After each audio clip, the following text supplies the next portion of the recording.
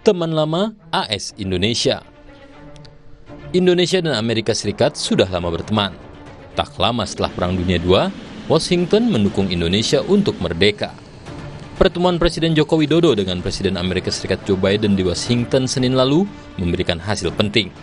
Mereka sepakat untuk membawa hubungan kedua negara ke level lebih tinggi, yakni kemitraan strategis komprehensif.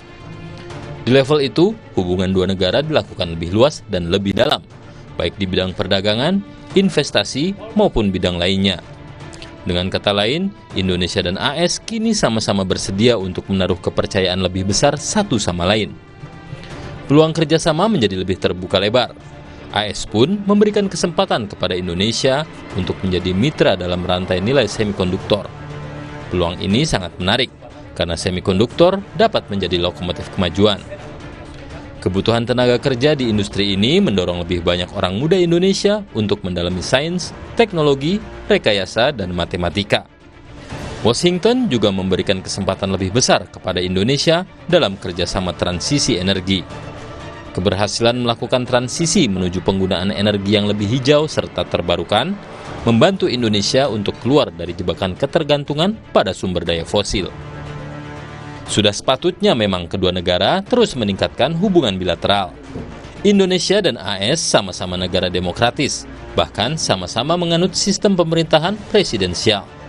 Perlu dicatat, tak banyak negara di dunia yang berani menganut sistem tersebut, mengingat ada peluang besar deadlock atau kebuntuan berlarut-larut antara legislatif dan eksekutif.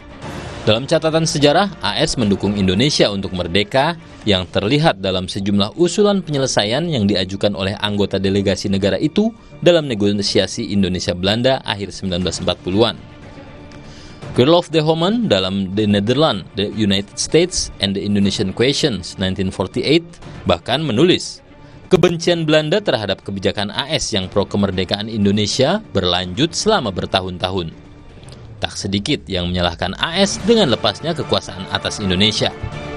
Indonesia dan AS kini sama-sama memasuki era Asia Pasifik yang ditandai dengan bergesernya pusat pertumbuhan dunia ke wilayah itu. Kerjasama kedua negara pun harus terus dijaga meski kini terjadi rivalitas AS dengan Cina. Sebagai sahabat AS dan Cina, tentu Indonesia menginginkan keduanya tak jatuh dalam konflik yang kontraproduktif. Indonesia dan AS sudah lama berteman. Hal ini menjadi fondasi penting bagi kerjasama yang jauh lebih adil serta sama-sama menguntungkan kedua pihak.